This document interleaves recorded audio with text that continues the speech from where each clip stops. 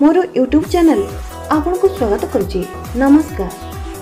बेले बेले आमे किछि एमिति देखि थांती कि जहाँ आमको आश्चर्यचकित करिथाए, हेले आमे जानि पारंती नहीं कि एमिति केमिति हेउची।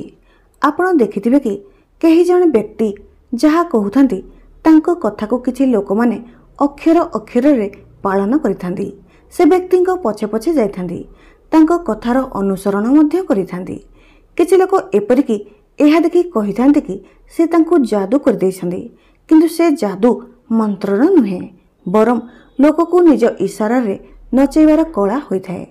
कोन आपण केबे एहा भाबिछंती कि किछि लोक भिडरे मध्य अलगा काहेकि देखा जाइथांती, आउ किछि लोक जहा चाहिबे अन्य द्वारा सहजरे करई नै पारंती। एहा कोनसी बसीकरण नुहे, बरम एमिति कला अटे जहाको केही भी शिखि पारिबे।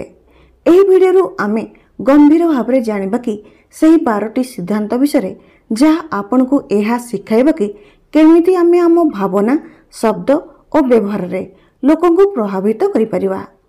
एहा कोनसी चालबाजी नुहे, बरम एक जीवन कौशल अटे। जदि आपण निज व्यक्तिगत और व्यावसायिक जीवन रे प्रभावशाली हेबाकू चाहुचंती तो लोकंको हृदय और मस्तिष्क जितिबाकू चाहुचंती बा लोकंको मन और मस्तिष्क रे रहिबा पई चाहुचंती तो एही भिडियोटी आपणक पई। भिडियो शेष पर्यंत देखंतु, तेबे जानिनेबे कि अन्य को निज इशारा रे नचेबार अमूल्य कला विषय। भिडियोटी जदि भल लागिबो please like, comment and subscribe निश्चय करिवे। तेबे चलंतु जानिबा सही 12टी सिद्धांत विषय रे। प्रथम, प्रभावी संवाद। आपण जहा कहिथांती ताहार मान्यता रहिथाए, किंतु केमिति लोक माने आपणक कथा सह सम्मत अनुभव करिवे। एथिपई आपणक कथा आकर्षक और प्रेरणादायक हेबा उचित। कम कथा कहतु, किंतु प्रभाव पकाउथुबा कथा कहतु। निज शब्द को भावी विचारी कहतु, हेले तार प्रभाव गभीर हेबो। जेबे प्रशंसा करिवे तो हृदयरु करंतु, किंतु आलोचना करिबाकू पड़े तो एहाकू विनम्रता सह करंतु। केबे केबे चुप रहिबा भी बहुत बड़ प्रभाव पकाई पारे। एथिरे लोक माने आपणक राय को आहुरी महत्व देबे। भल कथावार्ता द्वारा आपण अन्यर मन मस्तिष्क रे गभीर प्रभाव पकाई पारिबे। द्वितीय, जरूरी कौन बुझंतु। प्रत्येक व्यक्तिंकर किछि ना किछि खास आवश्यकता और इच्छा थाए। जदि आपण से आवश्यकता को बुझी नेबे और ताकू पूरा करिबारे सहाय्य करथांती तो लोक माने आपणक साथ छाड़िया को चाहिबे नहीं। लोक माने अधिकांश निज आवश्यकता सीधा शब्द रे कहि नथांती, किंतु तांको शब्द और व्यवहार रे लुचिथिबा संकेत को बुझंतु। प्रत्येक व्यक्ति कोनसी ना कोनसी प्रकार रे भावनात्मक सहाय्य खोजिथांती। जदि आपण तांको सही सहारा देबे तो से आपणक साथ छाड़िबे नहीं।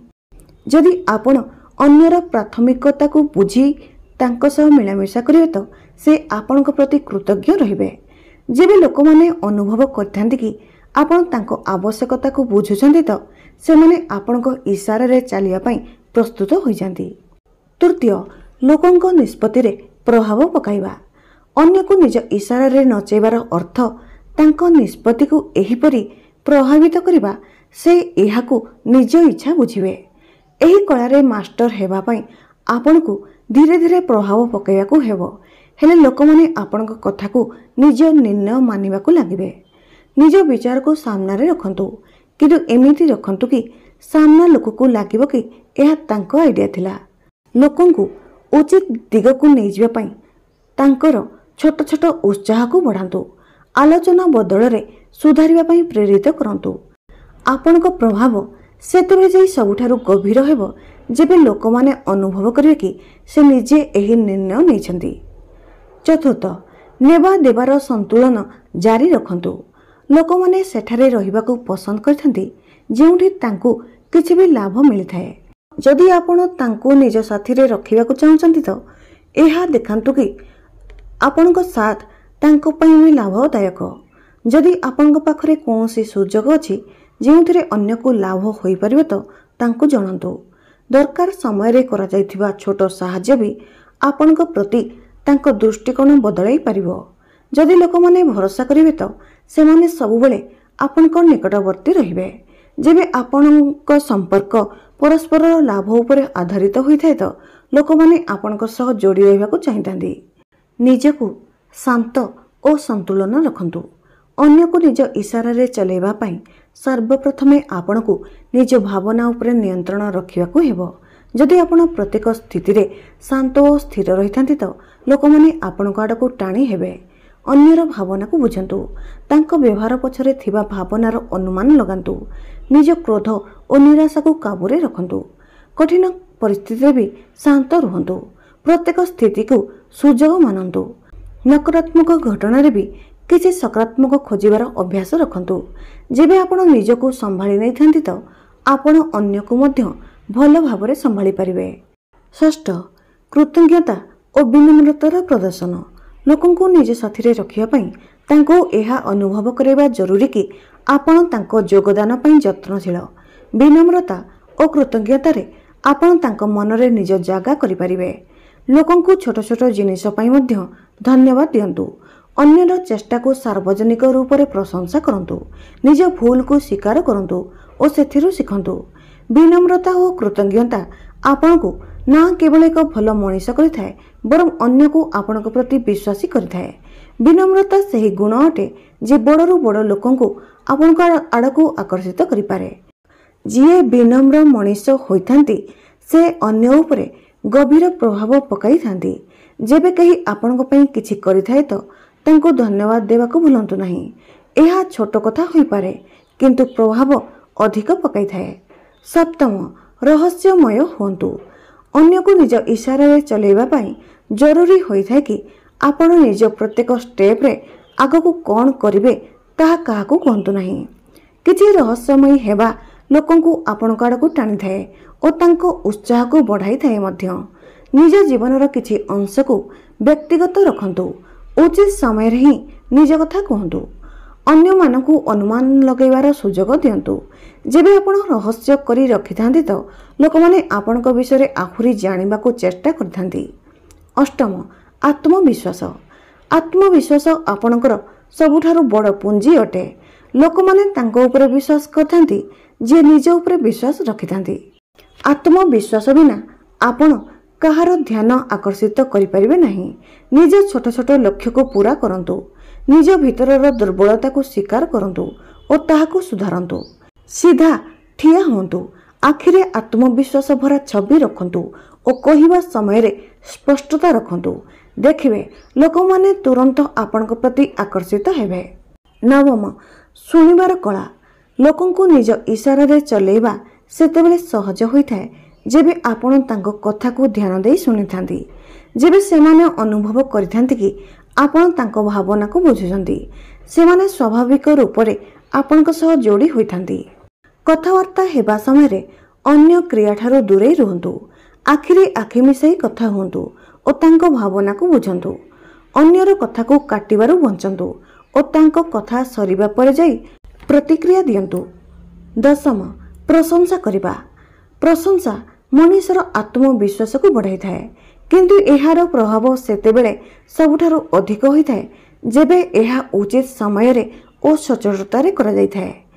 କାର୍ଯ୍ୟାଳୟରେ ସହକର୍ମୀଙ୍କର ଛୋଟ ଉପଲବ୍ଧିରେ ପ୍ରଶଂସା କରନ୍ତୁ ଅବା ବନ୍ଧୁମାନଙ୍କର ଚେଷ୍ଟାରେ ପ୍ରଶଂସା କରନ୍ତୁ।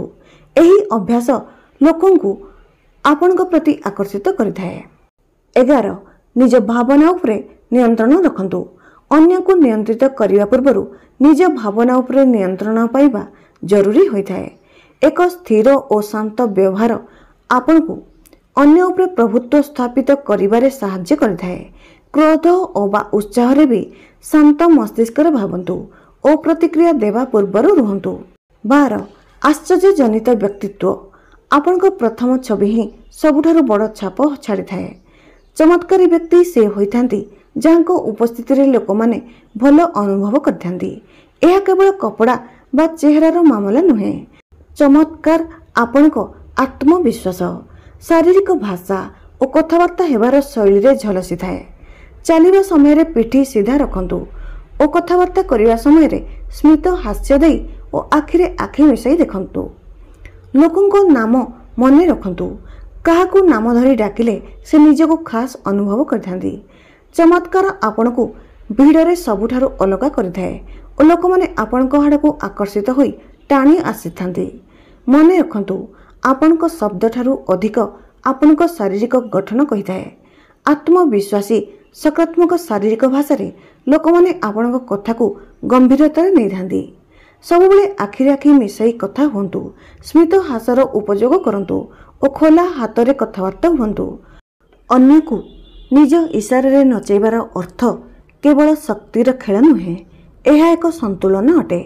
आत्मविश्वास, कथबार्ता, बुद्धिमानी और सकारात्मकता जेबे आपण लोकंको भावनार सम्मान करिथांती, तांको आवश्यकता को बुझिथांती और निज काम रे उदाहरण स्थापना करिथांती, तो से आपे आपे आपणको पछरे आसीबाकू लागि जांती। मने रखंतु एही कला राताराती आसे नाही, किंतु धैर्य, अभ्यास और उचित मानसिकता सह आपण एही कौशल रे माहिर होई परिबे। जदि आपनको एही वीडियोटी भल लागि थाए, please like, comment, share and subscribe करंतु। जय जगन्नाथ।